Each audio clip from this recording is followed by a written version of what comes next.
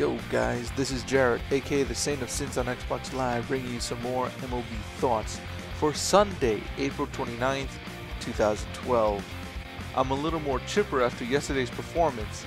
I went 11-3 in my picks, managing to only get wrong the Cardinals, the Tigers, and the Red Sox games.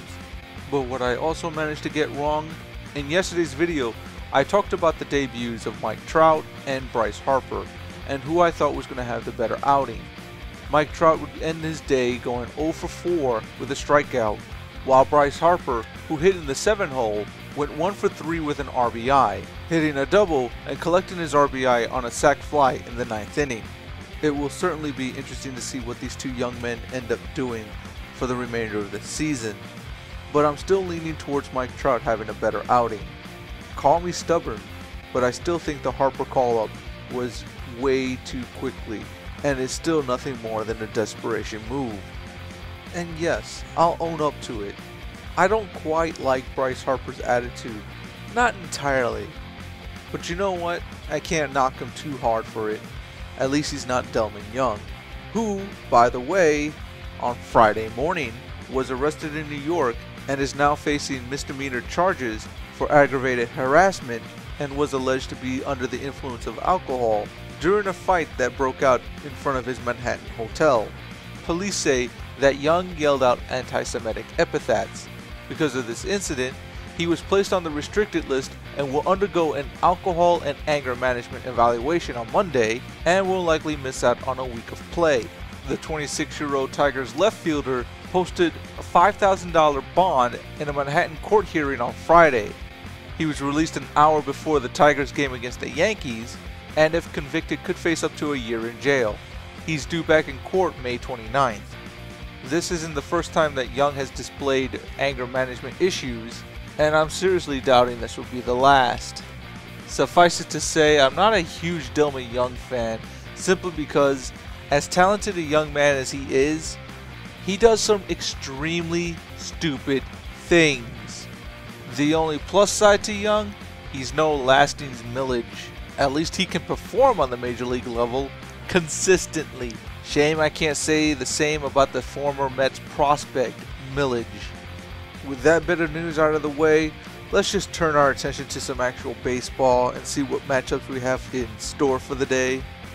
Let's begin in New York, as the Tigers send up Max Scherzer to face off against the Yankees' CC Sabathia. So far, I'm 0 for 2 in this series. I only give myself a pass in that I was correct in predicting that this would be a split series.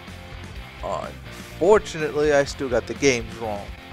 Needless to say, I can either go a perfect 0 for 3 in this series, or I could pull out one by saddling up with the Tigers' victory.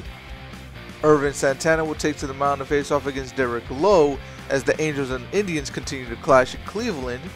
I honestly don't even know if there is a word that exists within any human dialect that could describe the amount of disappointment I have in Ervin Santana right now.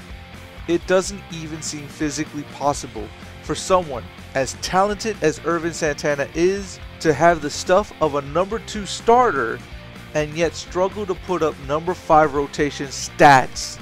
No matter how you hedge it, I'm going to be taking the Tribe in this one. Over at the Rogers Center, Jason Vargas will take to the mound to face off against Henderson Alvarez.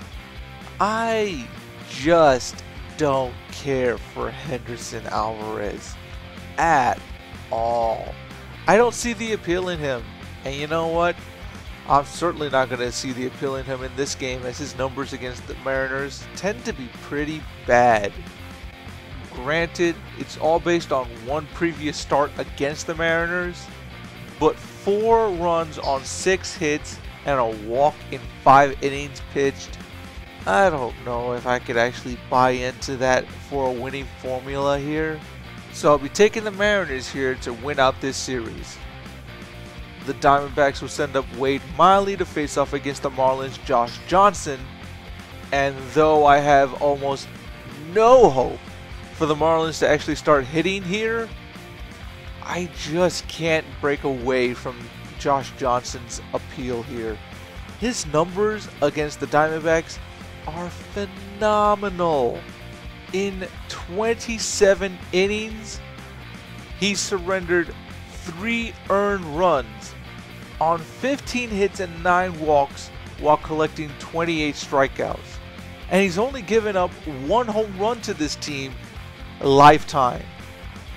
That spells out a 1 ERA with an 89 whip for a 3-1 record. Give me the Marlins for the victory, but someone please get the Marlins a bat! Quick! Rest in peace, headphone users.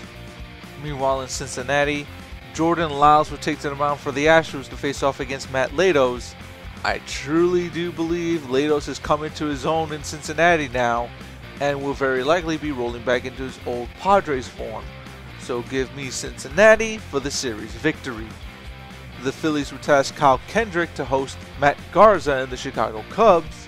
This one I can actually see becoming a bit of a pitcher's duel, but ultimately the edge still goes to Garza because the Phillies lineup right now is almost as bad as the Twins offense. Oakland will send up Bartolo Colon to face off against Baltimore's Tommy Hunter. Here I'm full-heartedly siding with Colon as he has some pretty good numbers against Baltimore lifetime, whereas Tommy Hunter simply has a good record against them, mostly because, well, when you pitch for Texas, you usually get a lot of run support, so it doesn't matter how bad you pitch against Oakland. Yeah, seeing he's no longer in Texas, I don't know if a near 5 ERA in 8 appearances against this team is really going to hold up when you no longer have the kind of bats that Texas supported him with. In Atlanta, with the series split, Kevin Correa takes to the mound to face off against the returning Tim Hudson. Oh, Hudson, how I've missed you. Personally, I don't see many good things happening here for Pittsburgh. A few factors that key in here for my decision. Firstly, Hudson pitched last year and is only coming off of missed time from the start of this month. Second, Hudson's numbers against Pittsburgh are tremendous. Thirdly, and very sadly, the Pirates still haven't figured out what that phallic thing in their hands is supposed to be used for, as basically the team is bottom of the rung in all batting categories.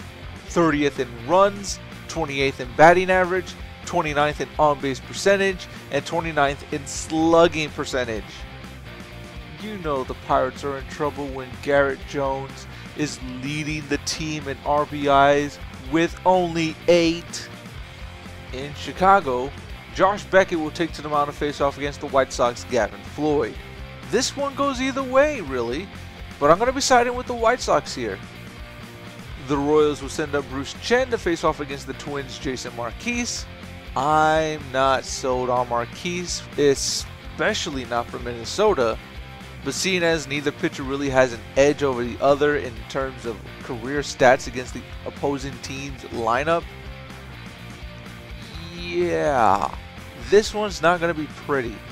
I expect this one to be a high-scoring affair in favor of the Royals.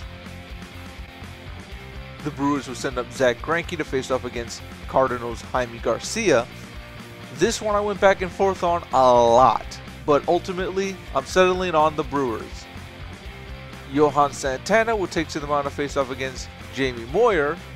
Despite Santana's tremendous outings against Colorado, they've all been at home, so calling me very skittish here for not siding with him in this outing. I just can't do it. He gives up a lot of home runs in stadiums that do favor pitchers. So I'm a little cautious here in seeing what he can do for the very first time in Colorado. So give me the Rockies to finish out this series. The Padres will look to avoid the sweep, sending up Clayton Richard to face off against Giants' Madison Bumgarner. I really do like both pitchers, and normally I'd side with Bumgarner on this, but Richard's numbers against San Francisco seem to hold a different story.